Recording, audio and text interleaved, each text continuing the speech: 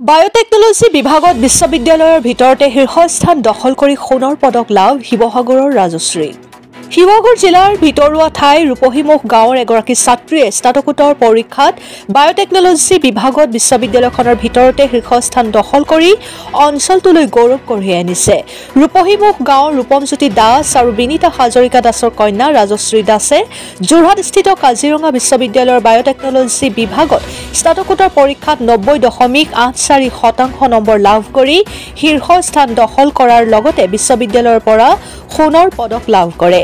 ৰাজশ্ৰীৰ এই সফলতাত পৰিয়ালবৰ্গ তথা অঞ্চলবাসী ৰাইজৰ লগতে ৰাজশ্ৰীয়ে অধ্যয়ন কৰি যোৱা নগাঁও উচ্চ মাধ্যমিক বিদ্যালয়ৰ শিক্ষক শিক্ষয়িত্ৰী সকলো উৎফুল্লিত হৈ পৰিছে। ৰঙালী বিহুত স্বগৃহলৈ অহা ৰাজশ্ৰীক স্থানীয় ৰাইজ তথা বনগাঁও হাইস্কুলৰ শিক্ষক শিক্ষয়িত্ৰীসকলে উষ্ম অভিনন্দন জনায়। এই সফলতা লাভ কৰি ৰাজশ্ৰীয়ে যথেষ্ট সুখী বুলি মত প্ৰকাশ কৰাৰ লগতে পিতৃ মাতৃ শিক্ষক শিক্ষয়িত্ৰী সকলোৱে এই কৃতিত্বৰ অংশীদাৰ বুলি মন্তব্য কৰে। উল্লেখ কৰিব লাগিব যে শিক্ষক পিতৃয়ে শিক্ষকতা কৰা বিদ্যালয়খনতে ৰাজশ্ৰীয়ে শিক্ষা গ্ৰহণ কৰি মেট্ৰিক পৰীক্ষাটো সুখ্যাতিৰে উত্তীৰ্ণ হৈছিল। চৰকাৰী বিদ্যালয়ত কৰ্মৰত বহু শিক্ষকে নিজৰ সন্তানক ব্যক্তিগত খণ্ডৰ বিদ্যালয়ত নামভৰ্তি কৰোৱাৰ বিপৰীতে পিতৃ ৰূপমজ্যোতি দাসে নিজেই কৰ্মৰত বিদ্যালয়খনতে নামভৰ্তি কৰাইছিল ৰাজশ্ৰীক। ৰাজশ্ৰীৰ বৰ্তমানৰ সফলতাত যথেষ্ট সুখী বুলি মত প্ৰকাশ কৰিলে ৰাজশ্ৰীৰ পিতৃ তথা বিদ্যালয়খনৰ শিক্ষক শিক্ষয়িত্ৰীসকলেও। শিৱসাগৰৰ পৰা মহিবুল হুছেইনৰ ৰিপৰ্ট, অৰুণোদয় আছাম। মই দি আছাম কাজিৰঙা ইউনিভাৰ্চিটিৰ পৰা বায়োটেকনলজি ডিপাৰ্টমেণ্টৰ পৰা মই 9.6 CGPA লৈ গোল্ড মেডেল সহকাৰে মই তাৰ পৰা মাষ্টাৰ্ছ পাছ কৰি উত্তীৰ্ণ হৈছোঁ।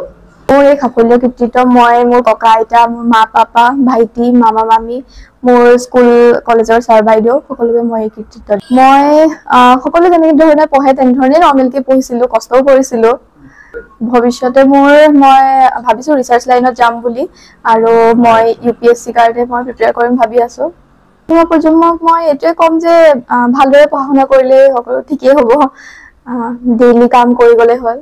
পিতৃ হিচাপে মই যথেষ্ট গৌৰৱ অনুভৱ কৰিছোঁ, যিহেতু আমাৰ অসমীয়া মাধ্যমৰ বিদ্যালয়ৰ পৰা আজি গৈ মাষ্টাৰ্ছ মানে সুখ্যাতিৰে উত্তীৰ্ণ হৈছে কাজিৰঙা ইউনিভাৰ্চিটিৰ পৰা। তাৰ কাৰণে মই যথেষ্ট গৌৰৱ অনুভৱ কৰিছোঁ, যিহেতু আমাৰ অঞ্চলৰ এটা গৌৰৱ, বিদ্যালয়খনৰ এটা গৌৰৱ, আমাৰ পৰিয়ালৰ এটা গৌৰৱ। যিসকল পিতৃয়ে চৰকাৰী বিদ্যালয়ত শিক্ষকতা কৰে কিন্তু ল'ৰা ছোৱালী তেখেতলোকৰ সন্তানক সেই চৰকাৰী বিদ্যালয়ত পঢ়াবলৈ অনিচ্ছা প্ৰকাশ কৰা দেখি আহিছোঁ।